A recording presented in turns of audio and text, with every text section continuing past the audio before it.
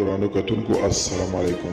زه محمد سلمان همدرد د حق غږ پښتو چینل خبري لنډیز کې ستاسو قربا اوس تاسو پام را اړوم د مهمو خبرونو لنډیز ته. پینټاګون نوی سرپرست مشر د متحده ایالاتو د نظامي خدماتو غړي د هغوی د قربانیو او د تروریزم سره په مبارزه کې د دوی د بریا له امله قدرداني وکړه او وړاندیز یې وکړ چې هغه به د افغانستان د جګړې د پای ته رسولو لپاره تمرکز وکړي او لیکلي دي چې ټولې جګړې باید پای ته ورسیږي او اوس وخت رسېدلی دی چې ټوله کور ته راستانه شي. پاکستان وايي کره ثبوتونه لري چې هند د ترهګرۍ په پیښو کې لاس لري. د هند او پاکستان تر کنټرول لاندې کشمیر کې کنټرول کرشي یا LOC ته نږدې پر یو بل د ډزو له پیښې یوه ورځ وروسته پاکستاني چارواکو په خپل هیواد کې د بې ثباتۍ حالت رامنځته کولو تور پر هند پورې کړ.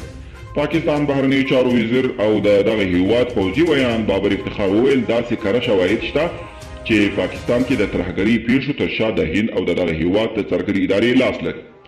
تېره ورځ په یوه خبري کنفرانس کې خپلو پلویانو ته د خبرو پر مهال ټرمپ ضمناً دا ومنله چې تر جنوري وروسته به ښایي ولسمشر نه وي. ډونالډ ټرمپ په لومړی ځل دا ومنله چې ښایي له جنوري وروسته ولسمشر نه وي. د کورونا ویروس په اړه د خپل دولت پر کړنو یوه خبري کنفرانس کې ښاغلي ټرمپ وویل اداره به یې د امریکا پر خلکو ټولبند ونه لګوي خو زیاته کړې ده چې پر دې نه پوهیږي چې راتلونکي کې به هلته کومه اداره وي مګر له دې یې ډډه وکړه چې دا ومني جو بایډن ټاکنې ګټلې دي. افغان حکومت وايي طالبانو د جګړې تکتیکونه بدل کړي دي کوچنۍ جاسوسي ډرون الوتکې کاروي. د افغانستان حکومت وايي د طالبانو بې پلوټه الوتکې بریدونه او نښه ویشتونکې وسلې د مخنیوي لپاره ګامونه اخلي.